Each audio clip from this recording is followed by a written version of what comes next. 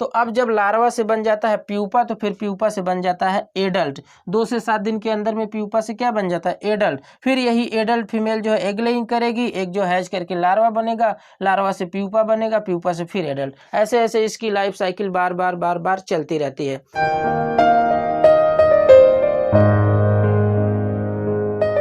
दोस्तों स्वागत है एक बार फिर से हमारे इस YouTube चैनल में। आप देख रहे हैं जेएस सर क्लासेस।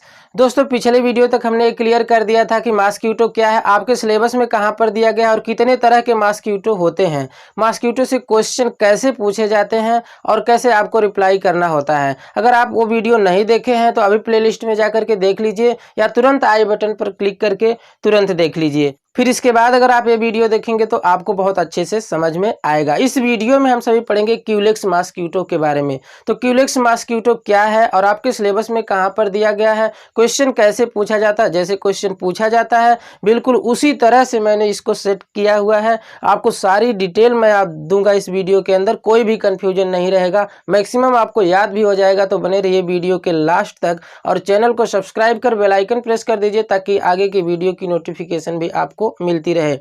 दोस्तों सबसे पहले बात आती है कि मॉस्क्वीटो क्या है। तो जैसा कि पिछले भी वीडियो में मैंने ये पूरा डिटेल इसका दिया हुआ है, इसका पूरा जनरल कैरेक्टर दिया हुआ है। यहाँ पर भी थोड़ा सा समझ लीजिए कि मॉस्क्वीटो एक प्रकार का इंसेक्ट है यानी पेस्ट है जो फाइलम आर्थ्रोपोडा से बिलोंग करता है और हमारी बॉडी पर बैठता है, बाइट करता है, ब्लड सक करता है और कई प्रकार के पैरासाइट यानी कि परजीवी हमारी बॉडी के अंदर छोड़ जाता है जिससे हमें बीमारियां भी होती हैं। तो आपने समझ लिया मॉस्क्वीटो क्या है। बाकी आप मॉस्क्वीटो तो देखे ही होंगे हर हाल में। अब बात आती है कि मॉस्क्वीटो से ये मॉस्क्वीटो आपके सिलेबस में कहाँ पर दिया गया है। तो mosquito BSc third year zoology के फर्स्ट पेपर में सेकेंड यूनिट में दिया गया है। ये जो मैं बता रहा हूँ ये यूपी स्टेट यूनिवर्सिटी का जो यूनिफाइड सिलेबस है उसके अनुसार। हो सकता है आप दूसरे यूनिवर्सिटी से हैं तो आप अपने सिलेबस में मिला लीजिए मॉस्क्वीटो कहाँ पर दिया गया है। अब बात आती है कि मॉस्क्वीटो से क्वेश्चन कैसे पूछा जाता है। तो दोस्तों बार बार जो है क्यूलेक्स मॉस्क्वीटो से क्वेश्चन पूछा गया है और देखिए यहाँ पर मैंने आपको दिखाने के लिए अंसाल में भी दिखाया हूँ। देखिए पूछा गया है 2016 में दूसरा क्वेश्चन पूछा गया है अथवा वाला, जिसमें कहा गया describe life cycle and control of Culex mosquito, यानी कि क्यूलेक्स मच्छर के जीवन चक्र एवं नियंत्रण के बारे में लिखिए। तो पूछ रहा है कि क्यूलेक्स मॉस्क्वीटो का जो लाइफ साइकिल है उसको बताइए और इसको कंट्रोल कैसे किया जाता है यह भी बताइए, यानी कि पूरा डिटेल इसका पूछ दिया है। तो इस तरह से क्वेश्चन पूछा जाता है। अब आइए हम आपको बता दे रहे हैं कि इसका रिप्लाई आपको कैसे करना है। तो जैसे ही पूछेगा कि क्यूलेक्स मॉस्क्वीटो का लाइफ साइकिल दिखाइए और प्रिवेंशन एंड कंट्रोल दिखाइए, तो आपको सबसे पहले आपको लाइफ साइकिल हेडिंग नहीं डालना है, सबसे पहले आपको इसका सिस्टमैटिक पोजीशन दिखा देना है। ये नियम होता है, आपको अच्छे से रिप्लाई करने का ये नियम होता है, तुरंत लाइफ साइकिल हेडिंग नहीं डालते हैं। तो देखिए सबसे पहले आपको एग्जाम में हेडिंग डाल देना है सिस्टमैटिक पोजीशन। और कितना आसान है ये देखिए, ज़्यादा इसमें कॉम्प्लेक्स कुछ भी नहीं है। आप ऊपर लिख देंगे क्यूलेक्स मॉस्क्वीटो और फिर नीचे आप हेडिंग डाल देंगे सिस्टमैटिक पोजीशन। सबसे पहले आपको इसका सिस्टमैटिक पोजीशन दिखा देना है। तो देखिए सिस्टमैटिक पोजीशन में फाइलम आर्थ्रोपोडा है, याद नहीं करना है, इंसेक्ट है आर्थ्रोपोडा है, तो क्या इसमें बड़ी बात है, आपको याद ही होगा। और फिर इसके बाद क्या है class insecta, arthropoda insecta, phylum arthropoda आप जानते हैं इंसेक्ट है, इसे आपको याद ही हो जाएगा कि इसका क्लास क्या है, इंसेक्टा है। और फिर इसका जो आर्डर है डिप्टेरा है, शायद ही आपको थोड़ा सा याद करना पड़े। और क्यूलेक्स इसकी जीनस है, यानी जीनस इसका क्या है, क्यूलेक्स है। स्पीसीज इसका क्या है, पिपियंस है। यही आपको याद करना। वैसे भी आप क्यूलेक्स पिपियंस का नाम सुने होंगे तो शायद याद होगा, अगर नहीं याद है तो आप एक बार इसको पढ़ लीजिए, याद हो जाएगा, एक दो बार लिख लीजिए, पक्का याद हो जाएगा। तो देखिए क्या है, phylum Arthropoda, class Insecta, order Diptera, genus Culex, species pipiens है। बिल्कुल आसान है, आप एक दो बार में इसको याद कर सकते हैं। जब आप एग्जाम में हेडिंग डाल देंगे सिस्टमैटिक पोजीशन तो इसको लिख दीजिएगा और फिर इसके बाद आपको हेडिंग क्या डालना है, हैबिट एंड हैबिटेट। ये नियम होता है, पूछा जाता नहीं है कह करके इसका हैबिट एंड हैबिटेट दिखाइए, लेकिन आपको दिखाना होता है। तो हैबिट एंड हैबिटेट में आप लिख देंगे यानी कि इसका वास स्थान एवं स्वभाव क्या है। तो आप यहाँ पर लिख देंगे pipiens is found in the temperate region all over the world, यानी कि पूरे विश्व भर में जो क्यूलेक्स मॉस्क्वीटो होता है वो टेम्परेट रीजन में पाया जाता है पूरे विश्व भर में। और टेम्परेट रीजन का मतलब देखिए ज़्यादा गर्म प्रदेश नहीं होता है, मतलब टेम्परेट से टेम्परेट दिया तो इसका मतलब गर्म नहीं होता। ट्रॉपिकल का मतलब ज़्यादा गर्म प्रदेश में होता है। तो टेम्परेट का मतलब क्या होता है कि शीतोष्ण टाइप का क्षेत्र। इसके बाद फिर क्या है, Culex live in the houses in cities, यानी कि शहरों में अगर देखा जाए तो ये हाउसेस यानी कि घरों में पाए जाते हैं। तो आप इसका मतलब क्या हुआ, Culex live in the house यानी क्यूलेक्स घर में रहता है, कहाँ, सिटीज में। And is abundant in rural areas, लेकिन ये जो है ग्रामीण क्षेत्रों में बहुत ज़्यादा पाए जाते हैं, यानी कि एबंडेंट का मतलब ज़्यादा, अधिक पाए जाते हैं। इन रूरल एरियाज का मतलब देहात क्षेत्र में या गांव के क्षेत्रों में।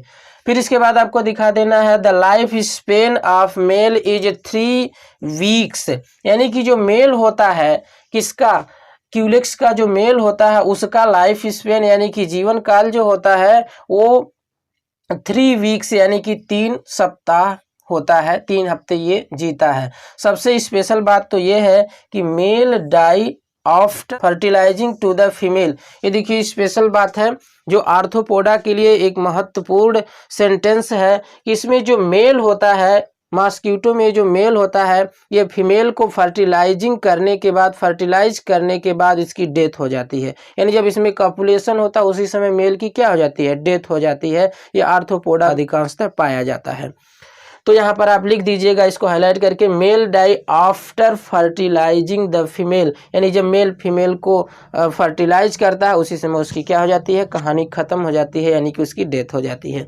इसके बाद फिर देखिए आपको क्या दिखाना है, the female live from 4 week to several months, यानी कि जो फीमेल होती है वह 4 सप्ताह से कुछ महीने तक रहती है, यानी कि फर्टिलाइजेशन के बाद उसकी डेथ नहीं होती है। वो क्या है, 4 सप्ताह से लेकर के कई महीनों तक जी सकती है।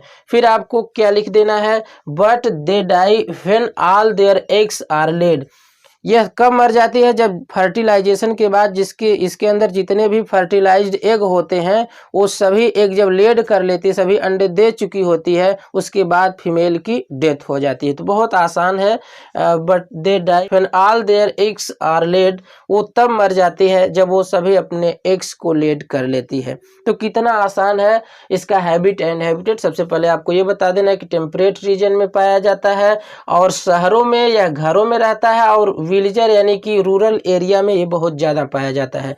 इसके बाद बता देना है कि जो मेल होता है उसकी लाइफ स्पेन 3 वीक्स होती है, यानी कि 3 सप्ताह, और फर्टिलाइजेशन के बाद ये मेल जो है डेड कर जाता है, यानी कि मर जाता है। फीमेल 4 सप्ताह तक जीती है, 4 सप्ताह से कई महीनों तक जी सकती है। वो तब मरती है जब अपने सभी फर्टिलाइज्ड एग को, उसके अंदर जितने भी एग हैं फर्टिलाइज, वो सभी एग को लेड कर लेती है, यानी कि सभी अंडे दे चुकी होती है, तब फीमेल भी क्या होती है, मर जाती है। इतनी सारी डिटेल आपको बहुत आसान तरीके से मैंने लिखा है, इसको आप जो हैबिट एंड हैबिटेट में जरूर दिखाइएगा। फिर इसके बाद आपको हेडिंग डाल देना स्ट्रक्चर। देखिए जैसे मैंने ये हेडिंग का क्रम बनाया हुआ, अगर आप ऐसे एग्जाम में लिख करके आए तो आपको बहुत अच्छा मार्क मिलेगा, पक्का है। इसके बाद फिर देखिए स्ट्रक्चर में आपको क्या लिखना है, the body of Culex is, मतलब इसकी संरचना आपको दिखाना, कुछ भी इसमें कॉम्प्लेक्स नहीं होता है। The body of Culex is soft, यानी जो क्यूलेक्स की बॉडी होती है वो सॉफ्ट होती है, यानी कि कोमल होती है। एंड कवर्ड विथ स्केल, और स्केल से कवर्ड होती है, इस पर स्केल पाई जाती है, घिरी होती है। जैसे कि यहाँ पर आप देख रहे हैं इसके बॉडी पर क्या होती है, स्केल्स पाई जाती है, यानी कि छोटे छोटे ऐसे खाने जैसे सर्प पर पाया जाता है या मछली पर पाया जाता है, तो इसकी बॉडी पर क्या होता है, स्केल पाया जाता है। इसके बाद फिर आप इसकी साइज बता देंगे, तो it measures about 3 to 5 mm in length, ये 3 से 5 मिलीमीटर का होता है। क्यूलेक्स मॉस्किटो जो होता है ये 3 से 5 mm इसकी साइज होती है, तो आप इसे नोटेड पॉइंट है, आप इसे जानते रहिएगा।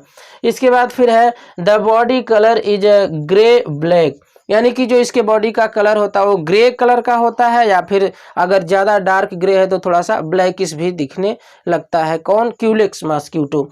फिर इसके बाद देखिए क्या है, the body is divided into इसकी बॉडी जो है 3 पार्ट में डिवाइड होती है। मॉस्किटो के अधिकांशतः मॉस्किटो की बॉडी 3 पार्ट में डिवाइड होती है, हेड, थोरैक्स एंड एब्डोमेन। इसे आपको सिर्फ मच्छर के केस में याद नहीं करना है। अगर आप आर्थ्रोपोड फर्स्ट ईयर में पढ़े हैं तो आपको याद होगा कि बॉडी 3 पार्ट में डिवाइड होती है, हेड, थोरैक्स, एब्डोमेन, यानी कि सिर वाला रीजन, थोरैक्स का मतलब चेस्ट यानी छाती वाला रीजन, और फिर इसके बाद एब्डोमेन यानी कि पेट वाला रीजन। तो बहुत आसान है इसका स्ट्रक्चर। अब देखिए हम आपको स्ट्रक्चर में थोड़ा सा इसमें अभी अब बता दे रहे हैं कि कौन कौन से पार्ट पाए जाते हैं। अगर आपको कम लगे तो यहाँ से लिख भी लीजिएगा, हालांकि कोई आवश्यकता नहीं है। अगर आप फिगर दिखा देंगे तो खुद पता चल जाएगी कौन कौन से स्ट्रक्चर है। और जितना मैंने यहाँ पर लिखा हुआ, आपको किसी PDF वगैरह की आवश्यकता नहीं है। स्क्रीनशॉट लेकर के इसे आप अपनी कॉपी में नोट करिए। और जितने भी लेक्चर मैंने क्रम से अरेंज किया, लेक्चर नंबर 1, 2, 3, 4, 5 ऐसे 13-14 तक अपलोड है, तो आप उसको क्रम से अपनी कॉपी में नोट्स बना लीजिए। आपको किसी PDF वगैरह की आवश्यकता नहीं है, ना तो किसी बुक की सहायता लेना पड़ेगा। काफ़ी मैंने दे दिया है मैटर। अभी देखिए ये इतना सारा एक पेज में हो जाएगा। एक पेज में आपका फिगर हो सकता है, फिर ये है। अभी इसके बाद फिर मैं लाइफ साइकिल का फिगर बनाऊंगा, उसमें 3-4 स्टेजेज हैं। तो कुल मिलाकर आपका खुद 3-4 पेज का हो जा रहा है। किसी PDF की आवश्यकता नहीं है, इतना नोट्स आपको लिखने के लिए बिल्कुल काफ़ी है। तो ये स्ट्रक्चर था, आपने देख लिया। स्ट्रक्चर में सिर्फ ये दिखा देना, जो क्यूलिक्स की बॉडी होती है सॉफ्ट होती है और स्केल से कवर्ड होती है। और मापेंगे आप इसे तो 3 से 5 mm की इसकी जो लेंथ होती है। और फिर इसके बाद इसकी बॉडी का कलर जो है ग्रे ब्लैक होता है। और बॉडी 3 पार्ट में डिवाइड होती है, हेड, थोरैक्स एंड एब्डोमेन। तो ये है इसका स्ट्रक्चर। अब यहाँ पर देख लीजिए मैंने क्यूलिक्स का स्ट्रक्चर बनाया हुआ है। आप भी इसे अपनी कॉपी में 1-2 बार बना करके इसको तैयार कर लीजिए और एग्जाम में ऐसे आप इसको बना दीजिएगा। देखिए इसमें कौन कौन से स्ट्रक्चर है। सबसे आगे देखिए इसका माउथ पार्ट है। ये मैंने जो फिगर बनाया फीमेल का है, तो इसका माउथ पार्ट जो आगे सकिंग और पियर्सिंग टाइप का होता है। पिछले वीडियो में मैंने इसका डिस्क्रिप्शन किया हुआ है। यानी कि ये ब्लड को चूस सकती है, ब्लड को हमारी बॉडी में अपने प्रोबोसिस को यानी कि अपने माउथ को चुभो सकती है और फिर इसके बाद हमारे ब्लड को सक करती है। ये कैरेक्टर सिर्फ फीमेल में ही पाया जाता है। मेल किसी भी पुरुष, किसी भी पर्सन का या किसी भी एनिमल का ब्लड सक नहीं करता है। सिर्फ फीमेल मॉस्किटो ही ब्लड सक करती है। पिछले वीडियो में इसको मैंने विस्तार से बताया हुआ है। आगे देखिए इसका एंटीना है, यानी एंटीनी, दोनों को एंटीनी कहेंगे। ये देखिए इसकी कंपाउंड आई है यानी कि संयुक्त नेत्र, ये हेड है। और ये देखिए थोरैसिक स्पाइरेकल्स है, यानी कि इसके थोरैसिक पोर्शन पर छोटे छोटे छिद्र पाए जाते हैं जो सांस लेने के लिए उत्तरदायी होते हैं, यानी कि इससे जो है ये सांस लेता है। इसके बाद फिर देखिए मिडिल लेग, हाइंड लेग। ये मिडिल लेग का मतलब मध्य वाला पैर, मध्य में। और फिर इसके बाद ये हाइंड लेग का मतलब पीछे वाला पैर। तो आगे वाला पैर भी कहीं होगा, देखिए यहाँ है 4 लेग, यानी कि 3 जोड़ी पैर पाए जाते हैं, 3 जोड़ी लेग पाए जाते हैं। किसमें? जितने भी इंसेक्ट हैं सभी में लगभग 3 जोड़ी पैर पाए जाते हैं। तो ये 4 लेग है, ये मिडिल लेग है, ये हाइंड लेग है, यानी कि अगला पैर, मध्य वाला पैर और पीछे वाला पैर। ये विंग्स है, यानी कि इसका पंख है। और ये देखिए एब्डोमेन है, इसका पेट वाला पोर्शन है, यानी कि एब्डोमेन। और ये देखिए एब्डोमिनल रीजन में भी, ये देखिए एब्डोमिनल स्पाइरेकल्स, यानी कि पेट वाले पोर्शन में भी स्पाइरेकल्स पाए जाते हैं, छोटे छोटे छिद्र पाए जाते हैं, जिससे क्या होता है कि ये श्वसन करते हैं, यानी कि सांस लेते हैं। इसके बाद फिर देखिए ये छूटा हुआ, देखिए थोरैसिक पोर्शन 3 पार्ट में डिवाइड होता है, यानी कि जो चेस्ट यानी छाती वाला भाग होता है वो 3 भाग में डिवाइड होता है। सबसे आगे का जो पोर्शन होता है उसको प्रोथोरैक्स यानी आगे का थोरैक्स, और फिर इसके बाद होता है मीजोथोरैक्स यानी कि मध्य वाला पोर्शन, और फिर होता है मेटाथोरैक्स यानी कि पीछे वाला पोर्शन। तो इसमें जो इसका थोरैक्स है यानी कि ये चेस्ट वाला पोर्शन है वो 3 पार्ट में डिवाइड है। सबसे आगे का क्या है? प्रोथोरैक्स, उसके पीछे मध्य में क्या है? मीजोथोरैक्स, और सबसे पीछे क्या है? मेटाथोरैक्स। तो दोस्तों आपने इसका स्ट्रक्चर भी समझ लिया और ऐसे आप डायग्राम बना करके ये नेमिंग कर दीजिएगा। 1-2 नेमिंग अगर एग्जाम में भूल भी जाए तो टेंशन लेने की जरूरत नहीं है, वो होता रहता है। हालांकि आप 2-3 बार रिपीट किए रहेंगे तो मैक्सिमम नेमिंग आप जरूर लिख देंगे। अब इसके बाद इसकी बात आती है लाइफ साइकिल की, जिसके लिए क्वेश्चन पूछा है, खास करके जिसके लिए क्वेश्चन पूछा कि लाइफ साइकिल देखिए। अब देखिए वही यहाँ पर आपको दिखाना है। तो दोस्तों देखिए इसकी लाइफ साइकिल में सबसे पहली लाइन आप लिख देंगे, the life cycle of Culex mosquito या कोई भी mosquito is completed in following steps, यानी जो क्यूलेक्स मॉस्किटो है या कोई भी मॉस्किटो है उसकी लाइफ साइकिल निम्नलिखित स्टेप्स में पूरा होती है। अब वो कौन कौन से स्टेप हैं देखिए, सबसे पहले आप सभी स्टेप का नाम यहाँ एक बार जरूर दे दीजिएगा। तो पहला देखिए क्या है, एग्स, और दूसरा स्टेप लार्वा, इसके बाद फिर प्यूपा और इसके बाद फिर एडल्ट, यानी कि कुल मिलाकर के इसमें जो है 4 स्टेज होती है, यानी 4 चरण में इसकी लाइफ साइकिल पूरा होती है। सबसे पहले तो एग है, यानी कि जो फीमेल मॉस्किटो है वो एग लेइंग करेगी और एग हैच करके लार्वा बनेगा और लार्वा के बाद फिर डेवलप करके प्यूपा बनेगा और प्यूपा डेवलप करके एडल्ट बनेगा। तो इस चारों स्टेज में क्या क्या लिखना वो बहुत आसान तरीके से मैं लिखा हूँ, तो अभी आपको हम इसको समझा दे रहे हैं। तो देखिए इन चारों में सबसे पहली हेडिंग आप क्या डाल देंगे, एक्स।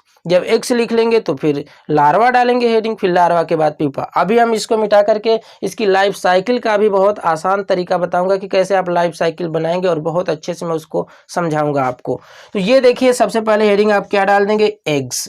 तो एक्स में लिख देंगे कि आफ्टर मेटिंग, मेटिंग का मतलब कॉपुलेशन होता है या फर्टिलाइजेशन, मेटिंग का मतलब कॉपुलेशन से ही होता है। तो after mating the female Lay's eggs, after mating मतलब मेटिंग के बाद फीमेल एग लेइंग करती है ऑन द स्टैग्नेंट वाटर। मैंने पहले भी बता चुका है कि ये स्टैग्नेंट वाटर में ही इनका चारा चलता है, रुके हुए जल में। तो ये जो है स्टैग्नेंट रुके हुए जल में एग लेइंग करती है, कौन, क्यूलेक्स फीमेल।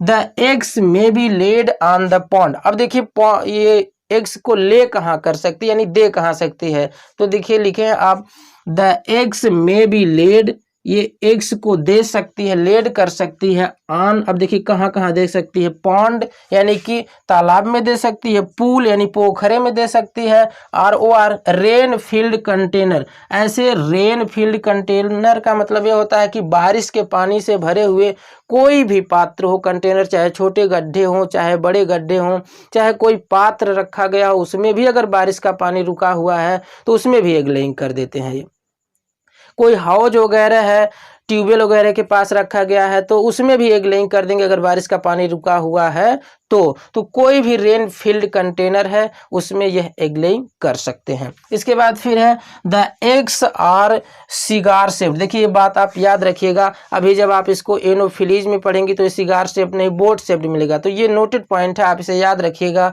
कि क्यूलेक्स मॉस्किटो का जो एग्स होता है, अंडे होते हैं, वो कैसे होते हैं, सिगार शेप। सिगार का मतलब सिगरेट की तरह से या बीड़ी की तरह से, आप जानते होंगे सिगरेट या बीड़ी क्या है, तो उस तरह से इसका एग्स होता है। फिर इसके बाद आप लिख देंगे the eggs are laid at night.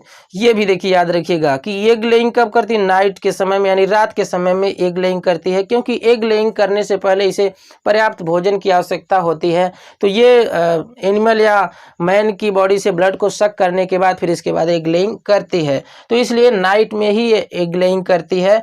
तो आप लिख देंगे the eggs are laid at night, यानी कि ये नाइट में ही एग लेइंग करती है, अंडे देती है। इसके बाद फिर लिख देंगे फीमेल लेज, जो फीमेल होती है वो अंडे देती है, लेज करती है कितने, अप टू 100 to 300, यानी कि 100 से 300 एग्स को जो है एक फीमेल एग लेइंग करती है। तो देखिए ये बहुत ज़्यादा संख्या, कम नहीं है। फिर 100 होंगे तो फिर 100, फिर 300 देंगे या 100 देंगे, फिर उससे कितनी ज़्यादा संख्या बढ़ जाएगी, ये कम नहीं है, बहुत ज़्यादा है। तो एक फीमेल जो है 100 से लेकर के 300 एग लेइंग करती है। इसके बाद फिर लिख देंगे after 2 to 3 days larva emerge, यानी कि जब एग लेइंग कर देगी उसके 2 ही 3 दिन बाद इसके एग हैच करने लगते हैं, यानी अंडे फूटने लगते हैं और अंडे से निकल जाते हैं लार्वा। तो ज्यों ही आप लिख देंगे कि अंडे से लार्वा 2-3 दिन में निकल जाते हैं, इसके बाद हेडिंग आ जाएगी क्या, लार्वा। तो एग हो गया, इसके बाद लार्वा, प्यूपा, एडल्ट, ये सारी स्टेज प्लस फिगर मैं अभी आपको दिखा रहा हूँ। तब तक आप इसका स्क्रीनशॉट ले लीजिए, फिर इसके बाद हम आपको दिखा रहे हैं, क्योंकि इसको आपको नोट भी करना पड़ेगा कैसे आपको लिखना है। तो आप स्क्रीनशॉट लीजिए, फिर इसके बाद हम प्यूपा से लेकर के और लार्वा, प्यूपा, एडल्ट, ये तीनों स्टेजेज प्लस फिगर, ये सारी डिटेल मैं आपको अभी तुरंत देने वाला हूं। तो इसको आप स्क्रीनशॉट करिए, फिर हम तुरंत इसका डिटेल देते हैं। तो दोस्तों अभी अभी आपने देखा कि 2 से 3 दिन के अंदर में ये जो एग होते हैं हैच करके लार्वा बना लेते हैं। तो अब जब एग हैच करके लार्वा बना लेते हैं तो तुरंत आपको हेडिंग डाल देना रहेगा लार्वा। तो देखिए यहाँ पर मैंने तुरंत हेडिंग डाल दिया है क्या, लार्वा। अब देखिए लार्वा से फिर क्या बनाना है, प्यूपा। तो लार्वा में पहले लिखना क्या है वो यहाँ पर देख लीजिए। तो देखिए लार्वा में आप लिख देंगे द लार्वा आर कॉल्ड रिगलर। जो लार्वा होते हैं उसको रिगलर बोलते हैं। क्यों इसके रिगलर बोलते हैं, ये देखिए यहाँ पर लिखा गया है because of their wriggling movement. ये रिगलिंग मूवमेंट करता है, एक प्रकार का इसका रिगलिंग मूवमेंट, रेग कर जो है ये मूवमेंट करता है और इसी मूवमेंट के बेस पर इसका नाम रख दिया गया है रिगलर। तो लार्वा को क्या कहते हैं, रिगलर बोलते हैं। क्यों, क्योंकि इसका मूवमेंट ही ऐसा होता है। फिर इसके बाद आप लिख देंगे दे आर माइक्रोस्कोपिक, यानी कि जो इसके लार्वा होते हैं वो माइक्रोस्कोपिक होते हैं, बहुत छोटे होते हैं। ऐसा नहीं है कि मच्छर की तरह से ये क्लियर दिखने लगेंगे। फिर इसके बाद लिख देंगे the larva leads an active life. जो लार्वा होते हैं वो एक्टिव लाइफ लीड्स करते हैं, यानी कि ये जगह नहीं पड़े रहते हैं, ये फीडिंग करते रहते हैं, तैरते रहते हैं, एक स्थान से दूसरे स्थान पर जाते रहते हैं। तो इसको क्या बोलते हैं, एक्टिव लाइफ। तो इसे आप लिख देंगे the larva leads an active life. फिर इसके बाद इट स्विम्स फीड्स, यानी कि यह तैरता है, फीड्स का मतलब खाता है, एंड ग्रो, और ग्रो करता है, इसी को कहते हैं एक्टिव लाइफ। तो ये देखिए स्विम करता है, फीड्स यानी खाता है, एंड ग्रो का मतलब वृद्धि विकास करता है। फिर इसके बाद लिख देंगे द लार्वल लाइफ लास्ट्स, यानी कि लार्वल लाइफ समाप्त हो जाती है। देखिए यहाँ पर फ्रॉम 3 to 14 डेज, यानी कि 3 से 14 दिन के अंदर में इसकी जो है लाइफ समाप्त हो जाती है। अब यह लार्वा जो है बदलने लगता है अकॉर्डिंग टू टेम्परेचर, यानी कि अगर टेम्परेचर सही है तो 3 ही दिन में, अगर टेम्परेचर बहुत कम है तो 13-14 दिन लग जाते हैं लार्वा से प्यूपा बनने में। फिर इसके बाद आप लिख देंगे during this period it moults 4 times, यानी कि ये 3 से 14 दिन के अंदर में यह 4 बार माउल्टिंग करता है, यानी 4 बार यह अपनी बॉडी में परिवर्तन करता है। तो इसको कहते हैं 4 टाइम्स माउल्टिंग, यानी 4 बार यह अपनी बॉडी में परिवर्तन करता है। कितने दिन में, 3 से 14 दिन के अंदर में, यानी कि सीधा समझिए जब तक लार्वा से प्यूपा बनना होता है उसी के अंदर यह अपनी बॉडी में 4 बार परिवर्तन करता है। फिर इसके बाद लिख देंगे the larva has large chitinous head, larva के पास लार्ज काइटिनस हेड होते हैं, जैसा कि आप यहाँ फिगर में देख रहे हैं। फिर आप लिख देंगे फिश हैज कंपाउंड आई, और इसके पास कंपाउंड आई होती है। यहाँ पर देखिए फिगर में इसकी कंपाउंड आई भी दिखाया गया है।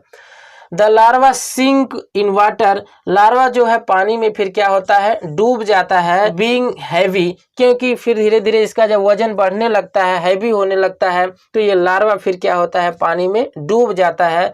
After that change into pupa, और फिर जब पानी में नीचे डूब जाता है तो फिर इसके बाद लार्वा प्यूपा में बदल जाता है। तो इसके बाद जब लार्वा प्यूपा में बदल गया तो आप हेडिंग आप क्या डाल देंगे, प्यूपा, क्योंकि अभी जब एक हैच करके लार्वा बना तो आप हेडिंग डाल दिए थे लार्वा, और फिर लार्वा चेंज होकर के जी प्यूपा बना तो आप हेडिंग डाल देंगे प्यूपा। इधर देख लीजिए, आपको मैं लाइफ साइकिल एक बार आपको बता दूं, तब इसके बाद फिर प्यूपा बताएं। तो ये देखिए इसका लार्वा जो एक हैच करके निकला हुआ है, ये देखिए इसका एग है, फिर एक यहाँ सिंगल एग है, आपको मैं यहाँ पर चार्ट में दिखा दिया हूँ। 100 से 300 एग लेइंग करते हैं, और इसके बाद एग जो है 2 से 3 दिन में हैच कर जाता है, तो इसके बाद ये बन जाता है लार्वा।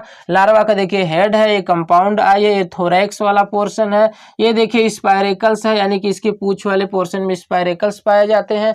जब आप लार्वा को किल करने के लिए मिट्टी का तेल या ऐसे कोई भी पेट्रोलियम पदार्थ डालते हैं तो इससे क्या होता है, यही छिद्र ढक जाता है, ये सांस नहीं ले पाता है और इसकी डेथ हो जाती है। यही इसका पोर पानी के बाहर रहता है, बाकी पूरी बॉडी पानी के अंदर तैरती रहती है। इसके बाद ये वाटर सरफेस यानी कि वाटर है। फिर देखिए ये रेस्पिरेटरी साइफॉन है, यानी कि रेस्पिरेशन के लिए एक साइफॉन पाया जाता है, कीप की तरह से स्ट्रक्चर होती है। और ये देखिए ट्रैकियल गिल्स है, पीछे ट्रैकियल गिल्स पाई जाती है। और फिर इसके बाद ये लार्वा जो है चेंज होकर के क्या बना लेता है, प्यूपा। तो ये देखिए प्यूपा में रेस्पिरेटरी ट्रम्प्ट है, यहाँ इस प्रकार से स्पाइरेकल्स नहीं है, इसमें रेस्पिरेटरी ट्रम्प्ट पाए जा रहे हैं। और ये देखिए इसकी कंपाउंड आई है। तो अब जब लार्वा से बन जाता है प्यूपा, तो फिर प्यूपा से बन जाता है एडल्ट। 2 से 7 दिन के अंदर में प्यूपा से क्या बन जाता है, एडल्ट। फिर यही एडल्ट फीमेल जो है एग लेइंग करेगी, एक जो हैच करके लार्वा बनेगा, लार्वा से प्यूपा बनेगा, प्यूपा से फिर एडल्ट। ऐसे ऐसे इसकी लाइफ साइकिल बार बार चलती रहती है।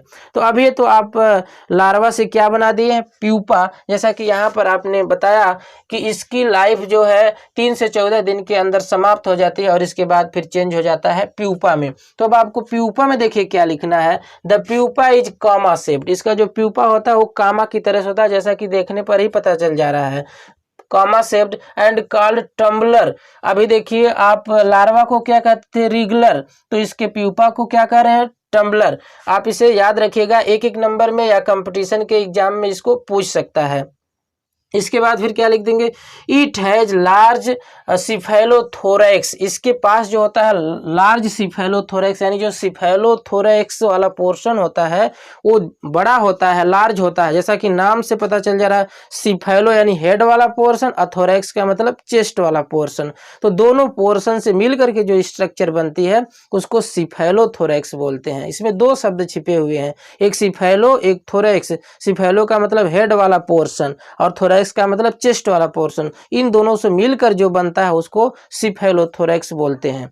तो देखिए ये आप लिखे हैं cephalothorax formed by head and thorax. वही बात कि ये सिफेलोथोरैक्स बनता किससे है, हेड एंड थोरैक्स से। फिर इसके बाद लिख देंगे inside the cephalothorax compound eyes, antennae, wings and legs. मतलब जो इसका सिफेलोथोरैक्स वाला पोर्शन होता है उसके अंदर कंपाउंड आई होती है, एंटीनी होती है, विंग्स होते हैं और लेग्स होता है।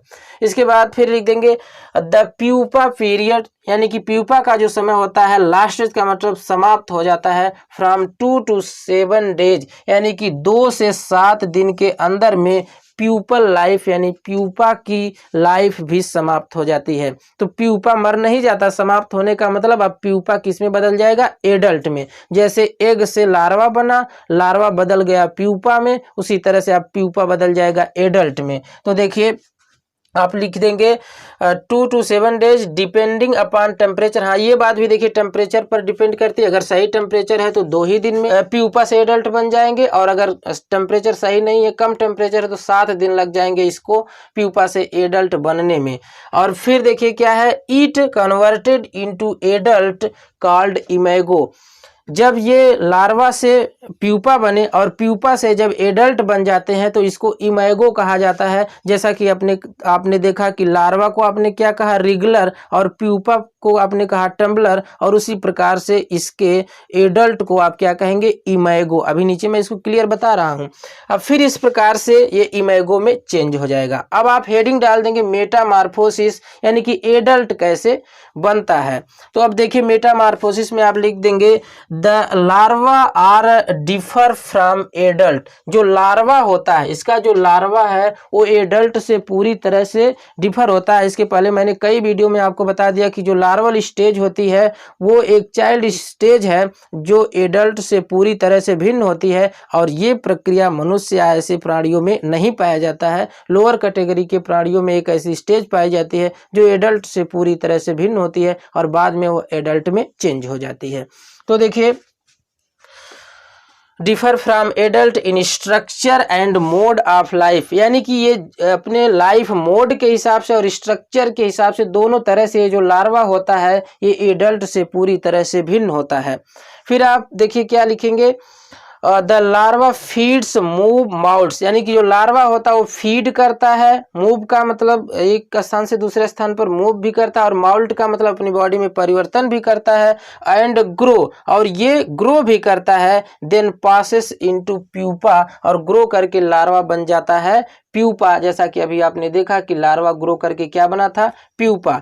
फिर लिख देंगे pupa is differ from larva and imago. अब ये देखिए जो प्यूपा है ना, ये प्यूपा लार्वा से भी अलग है और एडल्ट से भी अलग है। एक तीसरी स्टेज है, यानी कि लार्वा तो आपने समझ लिया था, अब लार्वा से भी अलग एक स्टेज है प्यूपा, जो न लार्वा से मिलती जुलती है न एडल्ट से मिलती जुलती है। फिर देखिए passes into pupa, pupa is differ from larva and imago।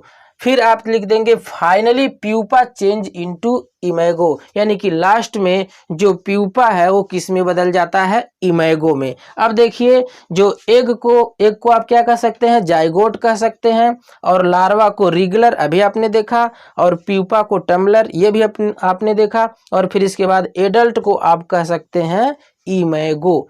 तो इस तरह से सभी स्टेजेस के अलग अलग नाम है, आप इसे भी याद कर लीजिए, हो सकता है कभी आपको 1 नंबर में ये क्वेश्चन सामने आ जाए। तो दोस्तों इस तरह से मॉस्क्यूटो की लाइफ साइकिल कंप्लीट होती है। मिलते हैं फिर एक नेक्स्ट वीडियो में एक नए मॉस्क्यूटो यानी कि एनोफ्लीज मॉस्क्यूटो की लाइफ साइकिल के साथ, वहां पर भी मैं पूरे विस्तार से आपको बताऊंगा। तो चैनल को तो सब्सक्राइब आप किए ही हैं, न किए हैं तो अभी भी कर लीजिए आगे की, ताकि नोटिफिकेशन भी आपको मिल सके। पूरा वीडियो देखने के लिए और प्यार से लाइक व शेयर करने के लिए बहुत बहुत धन्यवाद। Thank you very much.